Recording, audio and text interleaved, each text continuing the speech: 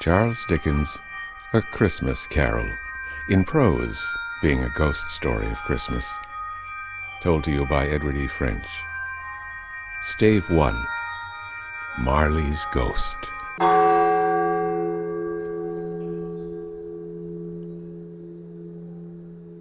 Marley was dead, to begin with.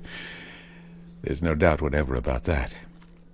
The register of his burial was signed by the clergyman, the clerk, the undertaker, and the chief mourner.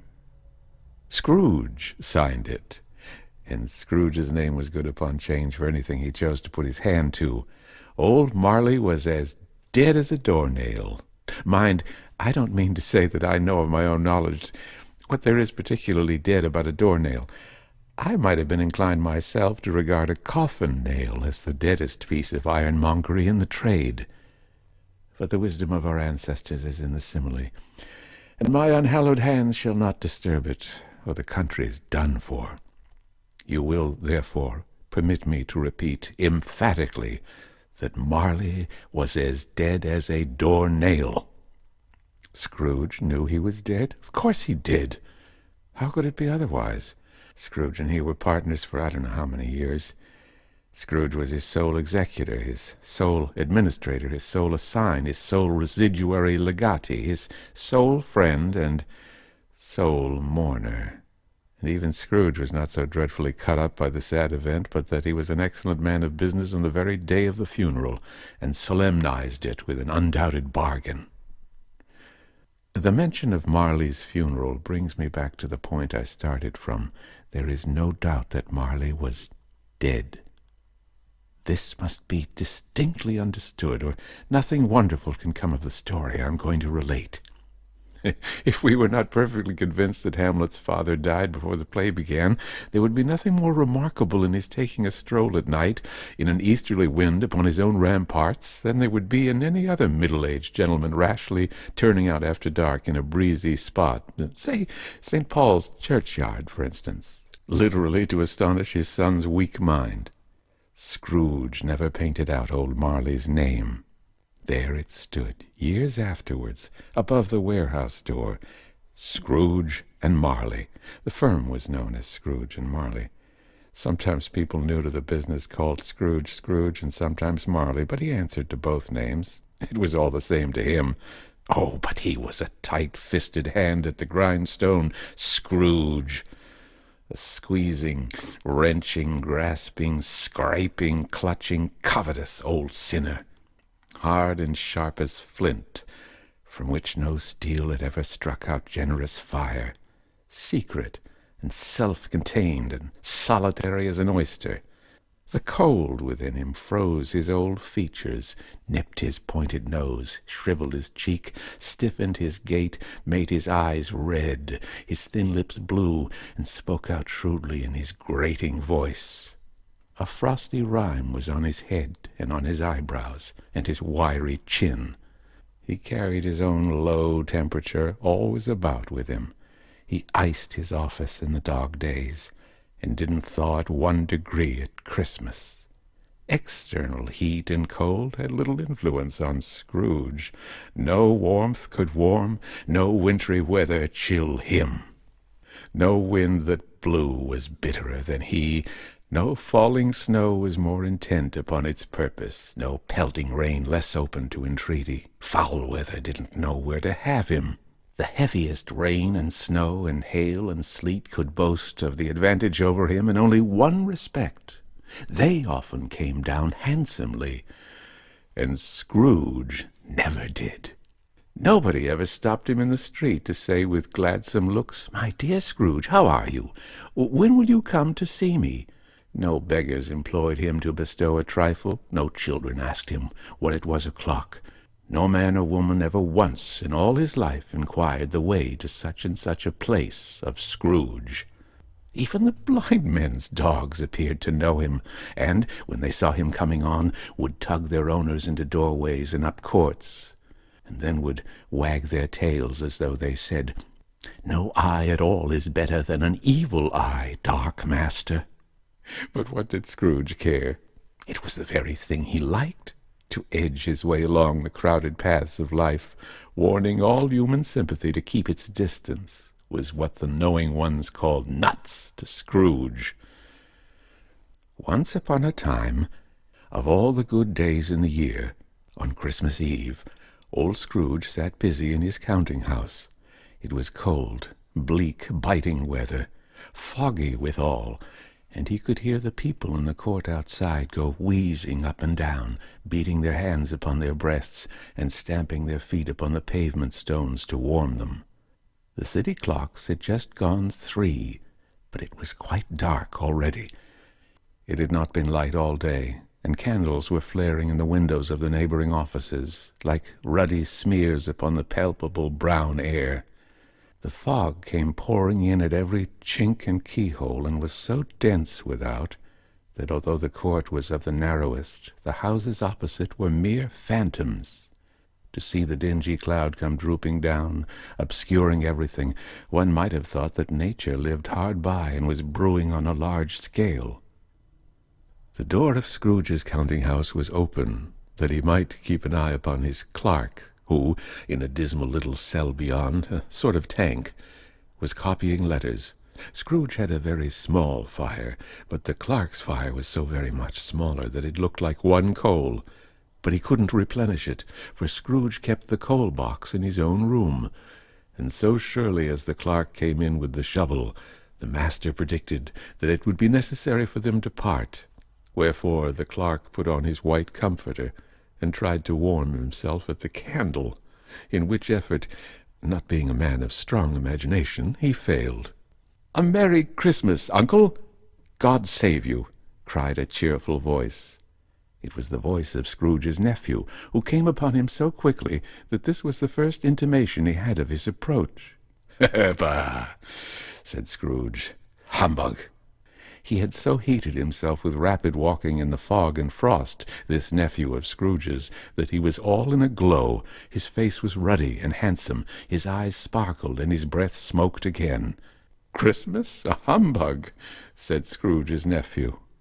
"You don't mean that, I'm sure." "I do," said Scrooge. "Merry Christmas! What right have you to be merry? What reason have you to be merry? You're poor enough." "Come, then," returned the nephew gaily. "What right have you to be dismal? What right have you to be morose? You're rich enough." Scrooge, having no better answer ready on the spur of the moment, said "Bah!" again, and followed it up with "Humbug!" "Don't be cross, uncle," said the nephew. "What else can I be?" returned the uncle, "when I live in such a world of fools as this? Merry Christmas! Out upon Merry Christmas! What's Christmas time to you but a time for paying bills without money, a time for finding yourself a year older and not an hour richer, a time for balancing your books and having every item in them through a round dozen of months presented dead against you?" "If I could work my will," said Scrooge indignantly, "every idiot who goes about with Merry Christmas on his lips should be boiled in his own pudding and buried with a stake of holly through his heart. He should." "Uncle," pleaded the nephew. "Nephew," returned the uncle sternly. "Keep Christmas in your own way, and let me keep it in mine." "Keep it?" repeated Scrooge's nephew. "But you don't keep it." "Let me leave it alone, then," said Scrooge. "Much good it may do you, much good it has ever done you." "There are many things from which I might have derived good, by which I have not profited, I dare say," returned the nephew. "Christmas among the rest. But I am sure I have always thought of Christmas, when it has come round, apart from the veneration due its sacred name and origin, if anything belonging to it can be apart from that, as a good time, a kind, forgiving, charitable, pleasant time, the only time I know of in the long calendar of the year when men and women seem by one consent to open their shut-up hearts freely, and to think of people below them as if they really were fellow passengers to the grave, and not another race of creatures bound on other journeys. And therefore, uncle, though it has never put a scrap of gold or silver in my pocket, I believe that it has done me good, and will do me good, and I say, God bless it." The clerk in the tank involuntarily applauded. Becoming immediately sensible of the impropriety, He poked the fire and extinguished the last frail spark forever. "Let me hear another sound from you," said Scrooge, "and you'll keep your Christmas by losing your situation." "You're quite a powerful speaker, sir," he added, turning to his nephew. "I wonder you don't go into Parliament." "Don't be angry, uncle. Come, dine with us tomorrow." Scrooge said he would see him in... Yes, indeed he did. He went the whole length of the expression, and said that he would see him in that extremity first. "But why?" cried Scrooge's nephew. "Why? Why did you get married?" said Scrooge. "Because I fell in love." "Because you fell in love," growled Scrooge, as if that were the only thing in the world more ridiculous than a Merry Christmas. "Good afternoon." "Nay, uncle, but you never came to see me before that happened. Why give it as a reason for not coming now?" "Good afternoon," said Scrooge. "I want nothing from you. I ask nothing of you. Why cannot we be friends?" "Good afternoon," said Scrooge. "I'm sorry with all my heart to find you so resolute. We have never had any quarrel to which I've been a party. But I have made the trial in homage to Christmas, and I'll keep my Christmas humour to the last. So a Merry Christmas, uncle." "Good afternoon," said Scrooge. "And a Happy New Year." "Good afternoon," said Scrooge. His nephew left the room without an angry word. Notwithstanding, he stopped at the outer door to bestow the greetings of the season on the clerk, who, cold as he was warmer than Scrooge, for he returned them cordially. "There's another fellow," muttered Scrooge, who overheard him, "my clerk, with 15 shillings a week and a wife and family, talking about a Merry Christmas. I'll retire to Bedlam." This lunatic, in letting Scrooge's nephew out, had let 2 other people in. They were portly gentlemen, pleasant to behold, and now stood with their hats off in Scrooge's office. They had books and papers in their hands, and bowed to him. "Scrooge and Marley's, I believe," said one of the gentlemen, referring to his list. "Have I the pleasure of addressing Mr. Scrooge or Mr. Marley?" "Mr. Marley has been dead these 7 years," Scrooge replied. "He died 7 years ago, this very night." "We have no doubt his liberality is well represented by his surviving partner," said the gentleman, presenting his credentials. It certainly was, for they had been 2 kindred spirits. At the ominous word liberality, Scrooge frowned and shook his head and handed the credentials back. "At this festive season of the year, Mr. Scrooge," said the gentleman, taking up a pen, "it is more than usually desirable that we should make some slight provision for the poor and destitute, who suffer greatly at the present time. Many thousands are in want of common necessities. Hundreds of thousands are in want of common comforts, sir." "Are there no prisons?" asked Scrooge. "Plenty of prisons," said the gentleman, laying down the pen again. "And the union workhouses?" demanded Scrooge. "Are they still in operation?" "They are." "Still," returned the gentleman. "I wish I could say they were not." "The treadmill and the poor law are in full vigor, then?" said Scrooge. "Both very busy, sir." "Oh, I was afraid from what you said at first that something had occurred to stop them in their useful course," said Scrooge. "I'm very glad to hear it." "Under the impression that they scarcely furnish Christian cheer of mind or body to the multitude," returned the gentleman, "a few of us are endeavoring to raise a fund to buy the poor some meat and drink and means of warmth. We choose this time because it is a time of all others when want is keenly felt and abundance rejoices. What shall I put you down for?" "Nothing," Scrooge replied. "You wish to be anonymous?" "I wish to be left alone," said Scrooge. "Since you ask me what I wish, gentlemen, that is my answer. I don't make myself merry at Christmas, and I can't afford to make idle people merry. I help to support the establishments I have mentioned. They cost enough, and those who are badly off must go there. Many can't go there, and many would rather die." "If they would rather die," said Scrooge, "they'd better do it and decrease the surplus population. Besides, excuse me, I don't know that." "But you might know it," observed the gentleman. "It's not my business," Scrooge returned. "It's enough for a man to understand his own business and not to interfere with other people's. Mine occupies me constantly. Good afternoon, gentlemen." Seeing clearly that it would be useless to pursue their point, the gentlemen withdrew, Scrooge resumed his labours with an improved opinion of himself, and in a more facetious temper than was usual with him. Meanwhile the fog and darkness thickened so that people ran about with flaring links, proffering their services to go before horses and carriages and conduct them on their way. The ancient tower of a church, whose gruff old bell was always peeping slyly down at Scrooge out of a Gothic window in the wall, became invisible and struck the hours and quarters in the clouds with tremulous vibrations afterwards, as if its teeth were chattering in its frozen head up there. The cold became intense. In the main street, at the corner of the court, some labourers were preparing the gas pipes, and had lighted a great fire in a brazier, round which a party of ragged men and boys were gathered, warming their hands and winking their eyes before the blaze in rapture. The water plug being left in solitude, its overflowings suddenly congealed and turned to misanthropic ice. The brightness of the shops, where holly sprigs and berries crackled in the lamp heat of the windows, made pale faces ruddy as they passed. Poulterers' and grocers' trades became a splendid joke, a glorious pageant with which it was next to impossible to believe that such dull principles as bargain and sale had anything to do.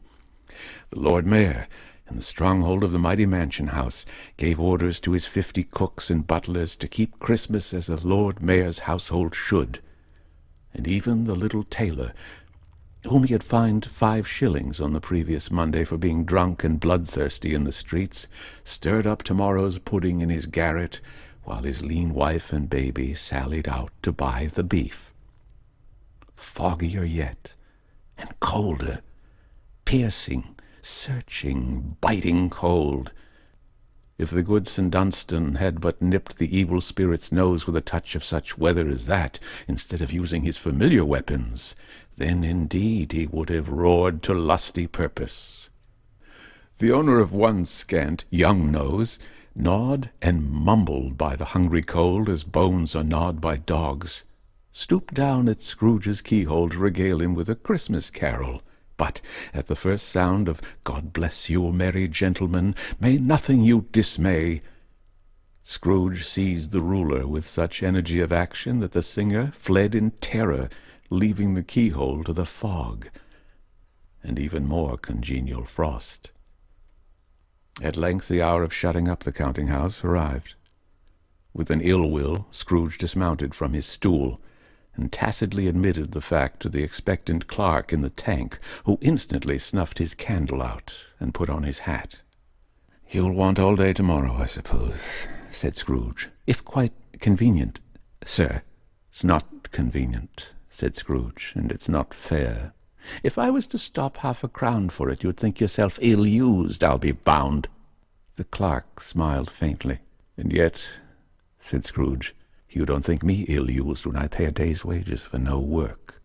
The clerk observed that it was only once a year, a poor excuse for picking a man's pocket every 25th of December, said Scrooge, buttoning his great coat to the chin. "But I suppose you must have the whole day. Be here all the earlier next morning." The clerk promised that he would, and Scrooge walked out with a growl. The office was closed in a twinkling, and the clerk, with the long ends of his white comforter dangling below his waist, for he boasted no great coat, went down a slide on Cornhill at the end of a lane of boys 20 times, in honor of its being Christmas Eve, and then ran home to Camden Town as hard as he could pelt, to play at Blindman's Bluff. Scrooge took his melancholy dinner in his usual melancholy tavern, and having read all the newspapers and beguiled the rest of the evening with his banker's book, went home to bed. He lived in chambers which had once belonged to his deceased partner. They were a gloomy suite of rooms, in a lowering pile of building up a yard, where it had so little business to be that one could scarcely help fancying it must have run there when it was a young house, playing at hide-and-seek with the other houses, and have forgotten the way out again. It was old enough now, and dreary enough, for nobody lived in it but Scrooge, the other rooms being all let out as offices. The yard was so dark that even Scrooge, who knew its every stone, was fain to grope with his hands.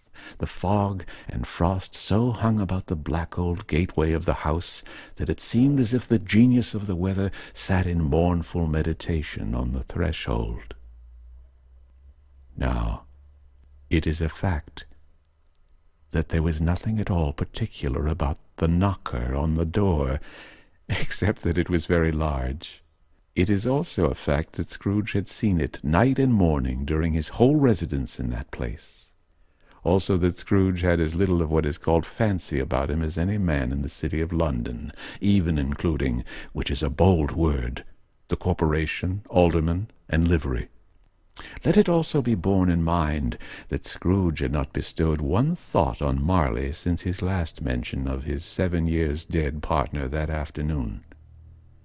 And then let any man explain it to me, if he can, how it happened that Scrooge, having his key in the lock of the door, saw in the knocker, without its undergoing any intermediate process of change, not a knocker, but Marley's face.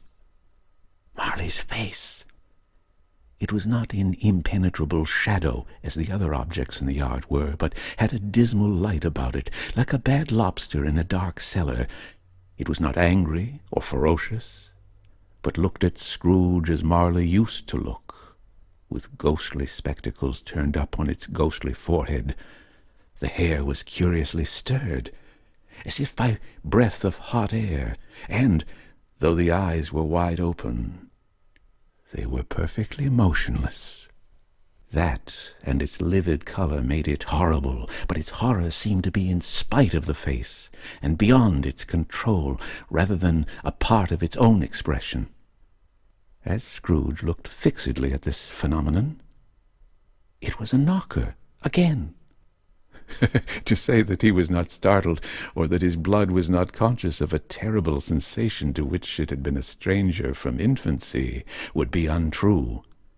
But he put his hand upon the key he had relinquished, turned it sturdily, walked in, and lighted his candle. He did pause, with a moment's irresolution, before he shut the door, and he did look cautiously behind it first, as if he half expected to be terrified with the sight of Marley's pigtail sticking out into the hall. But there was nothing on the back of the door, except the screws and nuts that held the knocker on. So he said, "Pooh, pooh," and closed it with a bang. The sound resounded through the house like thunder. Every room above, and every cask in the wine merchant's cellars below appeared to have a separate peal of echoes of its own. Scrooge was not a man to be frightened by echoes. He fastened the door and walked across the hall and up the stairs. Slowly, too, trimming his candle as he went. You may talk vaguely about driving a coach and six up a good old flight of stairs, or through a bad young Act of Parliament. But I mean to say you might have got a hearse up that staircase, and taken it broadwise, with the splinter bar towards the wall, and the door towards the balustrades, and done it easy. There was plenty of width for that, and room to spare, which is perhaps the reason why Scrooge thought he saw a locomotive hearse going on before him in the gloom. 6 gas lamps out of the street could not have lighted the entry too well, so you may suppose that it was pretty dark with Scrooge's dip. Up Scrooge went, not caring a button for that. Darkness is cheap, and Scrooge liked it. But before he shut his heavy door, he walked through his rooms to see that all was right. He had just enough recollection of the face to desire to do that. Sitting room, bedroom, lumber room, all as they should be. Nobody under the table, nobody under the sofa, a small fire in the grate, spoon and basin ready, and a little saucepan of gruel. Scrooge had a cold in his head, upon the hob. Nobody under the bed. Nobody in the closet, nobody in his dressing-gown, which was hanging up in a suspicious attitude against the wall. Lumber room as usual. Old fire guard, old shoes, 2 fish baskets, washing stand on 3 legs, and a poker. Quite satisfied, he closed his door and locked himself in. Double locked himself in, which was not his custom. Thus secured against surprise, he took off his cravat, put on his dressing gown and slippers, and his nightcap, and sat down before the fire to take his gruel. It was a very low fire indeed. Nothing on such a bitter night. He was obliged to sit close to it and brood over it before he could extract the least sensation of warmth from such a handful of fuel.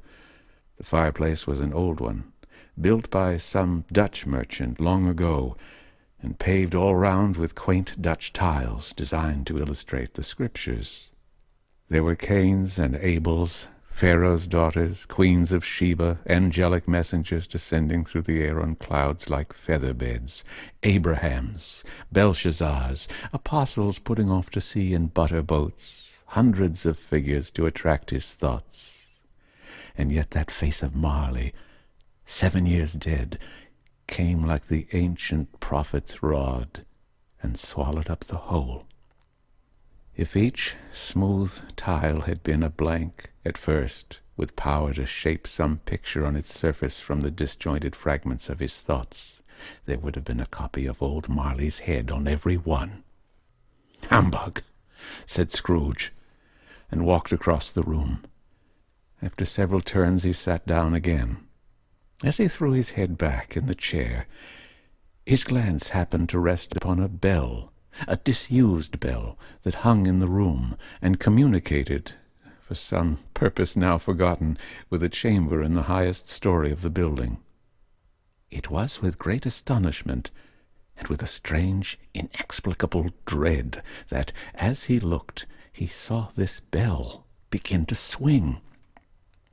It swung so softly in the outset that it scarcely made a sound, but soon it rang out loudly, and so did every bell in the house.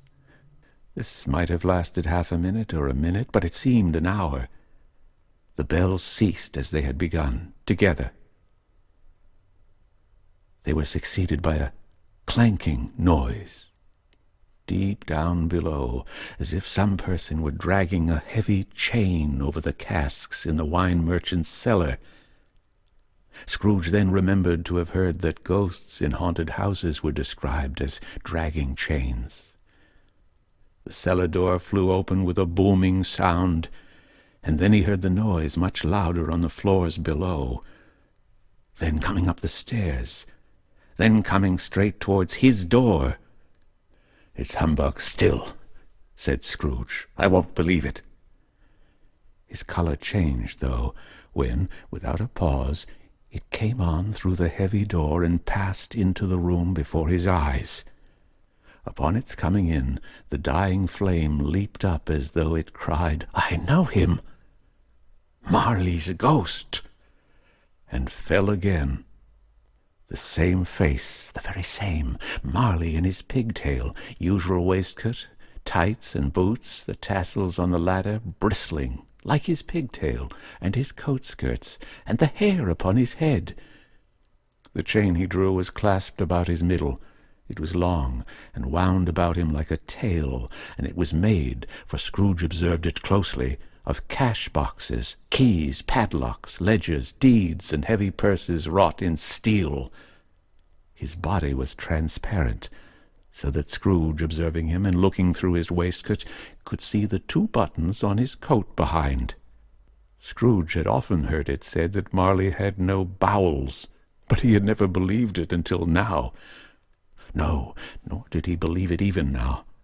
Though he looked the phantom through and saw it standing before him, though he felt the chilling influence of its death-cold eyes, and marked the very texture of the folded kerchief bound about its head and chin, which wrapper he had not observed before, he was still incredulous, and fought against his senses. "How now?" said Scrooge, caustic and cold as ever. "What do you want with me?" "Much." Marley's voice. "No doubt about it." "Who are you?" "Ask me who I was." "Who were you, then?" said Scrooge, raising his voice. "You're particular for a shade." He was going to say to a shade, but substituted this as more appropriate. "In life I was your partner, Jacob Marley." Can you sit down?" asked Scrooge, looking doubtfully at him. "I can." "Do it, then." Scrooge asked the question because he didn't know whether a ghost so transparent might find himself in a condition to take a chair, and felt that, in the event of its being impossible, it might involve the necessity of an embarrassing explanation. But the ghost sat down on the opposite side of the fireplace, as if he were quite used to it. "You don't believe in me," observed the ghost. "I don't," said Scrooge. "What evidence would you have of my reality beyond your own senses?" "I don't know," said Scrooge. "Why do you doubt your senses?" "Because," said Scrooge, "a little thing affects them. A slight disorder of the stomach makes them cheats. You may be an undigested bit of beef, a blot of mustard, a crumb of cheese, a fragment of an underdone potato. There's more of gravy than of grave about you, whatever you are." Scrooge was not much in the habit of cracking jokes, nor did he feel in his heart by any means waggish then. The truth is that he tried to be smart as a means of distracting his own attention and keeping down his terror, for the spectre's voice disturbed the very marrow of his bones. To sit staring at those fixed, glazed eyes in silence for a moment would play, Scrooge felt, the very deuce with him. There was something very awful, too, in the spectre's being provided with an infernal atmosphere of his own. Scrooge could not feel it himself, but this was clearly the case, for though the ghost sat perfectly motionless, its hair and skirts and tassels were still agitated as by the hot vapor from an oven. "You see this toothpick?" said Scrooge, returning quickly to the charge for the reason just assigned, and wishing, though it were only for a second, to divert the vision's stony gaze from himself. "I do," replied the ghost.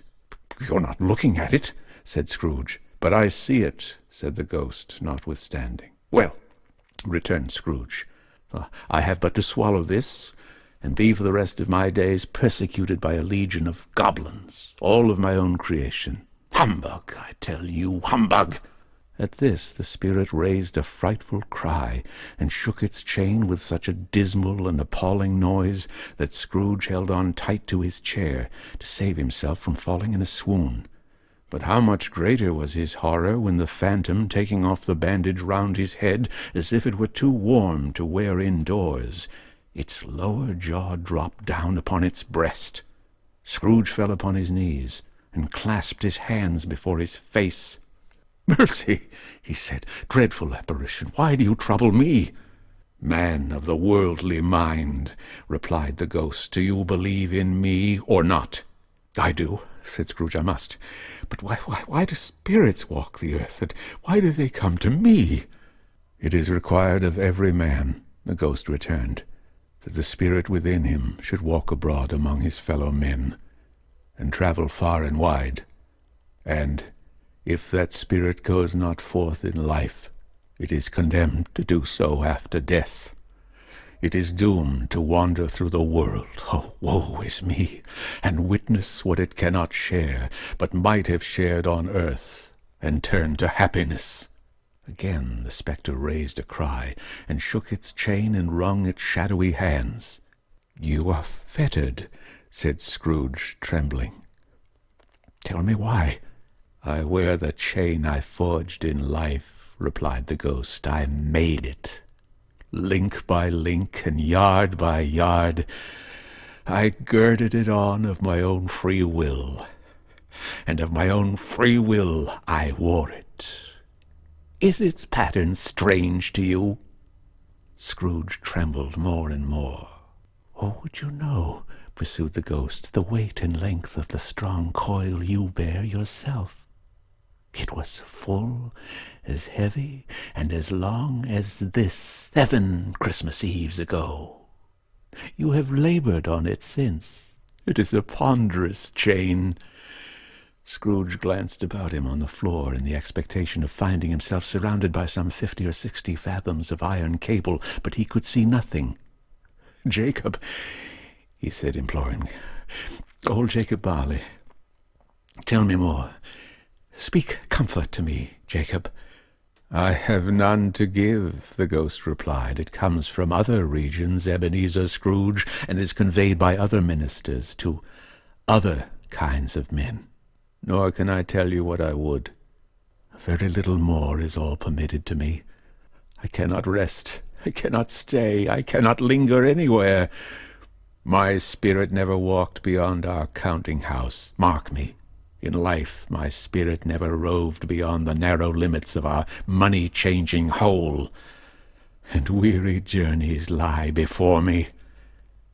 It was a habit with Scrooge, whenever he became thoughtful, to put his hands in his breeches pockets, pondering on what the ghost had said. He did so now, but without lifting up his eyes or getting off his knees. "You must have been very slow about it, Jacob," Scrooge observed in a businesslike manner, though with humility and deference. "Slow," the ghost repeated. 7 years dead," mused Scrooge. "And travelling all the time?" "The whole time," said the ghost. "No rest, no peace, incessant torture of remorse." "You travel fast?" said Scrooge. "On the wings of the wind," replied the ghost. You might have got over a great quantity of ground in 7 years," said Scrooge. The ghost, on hearing this, set up another cry, and clanked its chain so hideously in the dead silence of the night that the ward would have been justified in indicting it for a nuisance.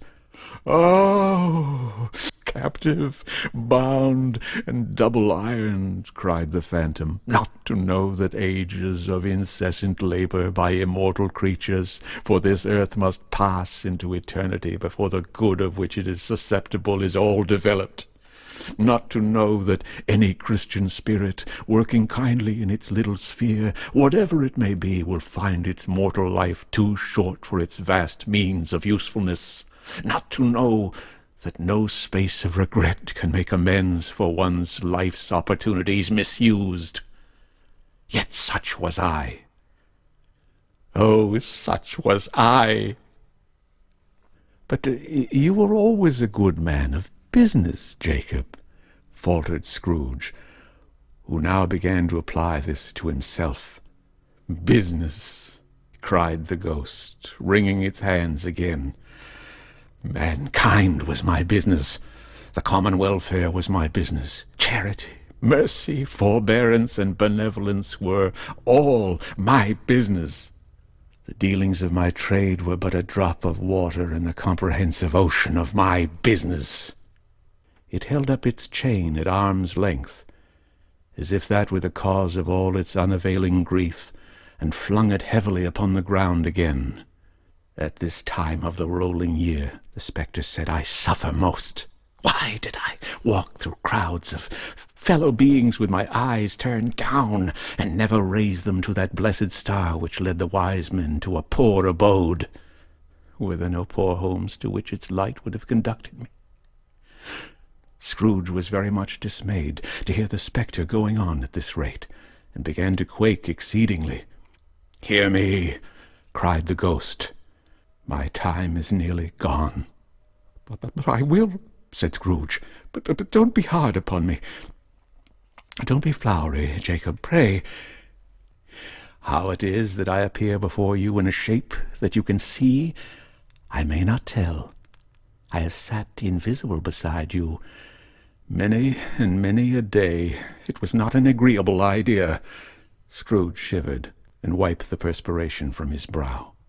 "That is no light part of my penance," pursued the ghost. "I am here tonight to warn you that you have yet a chance and hope of escaping my fate, a chance and hope of my procuring. Ebenezer, you were always a good friend to me," said Scrooge. "Thank ye." "You will be haunted," resumed the ghost, "by 3 spirits." Scrooge's countenance fell almost as low as the ghost's had done. "Is that the chance and hope you mentioned, Jacob?" he demanded in a faltering voice. "It is. I think I'd rather not," said Scrooge. "Without their visits," said the ghost, "you cannot hope to shun the path I tread. Expect the first tomorrow when the bell tolls 1. "Couldn't I take 'em all at once and have it over, Jacob?" hinted Scrooge. "Expect the second on the next night at the same hour, the third upon the next night, when the last stroke of 12 has ceased to vibrate. Look to see me no more, and look that, for your own sake, you remember what has passed between us." When it said these words, the spectre took its wrapper from the table and bound it round its head as before. Scrooge knew this by the smart sound its teeth made when the jaws were brought together by the bandage. He ventured to raise his eyes again, and found his supernatural visitor confronting him in an erect attitude, with its chain wound over and about its arm. The apparition walked backward from him, and, at every step it took, the window raised itself a little, so that, when the spectre reached it, it was wide open. It beckoned Scrooge to approach, which he did. When they were within 2 paces of each other, Marley's ghost held up its hand, warning him to come no nearer. Scrooge stopped, not so much in obedience as in surprise and fear, for, on the raising of the hand, he became sensible of confused noises in the air, incoherent sounds of lamentation and regret, wailings inexpressibly sorrowful and self-accusatory. The spectre, after listening for a moment, joined in the mournful dirge, and floated out upon the bleak, dark night. Scrooge followed to the window, desperate in his curiosity. He looked out. The air was filled with phantoms, wandering hither and thither in restless haste, and moaning as they went. Every one of them wore chains like Marley's ghost. Some few, they might be guilty governments, were linked together. None were free. Many had been personally known to Scrooge in their lives. He had been quite familiar with one old ghost in a white waistcoat with a monstrous iron safe attached to its ankle, who cried piteously at being unable to assist a wretched woman with an infant, whom it saw below on a doorstep. The misery with them all was, clearly, that they sought to interfere for good in human matters, and had lost the power forever. Whether these creatures faded into mist, or mist enshrouded them, he could not tell. But they and their spirit voices faded together, and the night became as it had been when he walked home. Scrooge closed the window, and examined the door by which the ghost had entered. It was double locked, as he had locked it with his own hands, and the bolts were undisturbed. He tried to say, "Humbug," but stopped at the very first syllable. And being, from the emotion he had undergone, or the fatigues of the day, or his glimpse of the invisible world, or the dull conversation of the ghost, or the lateness of the hour, much in need of repose, went straight to bed without undressing, and fell asleep upon the instant.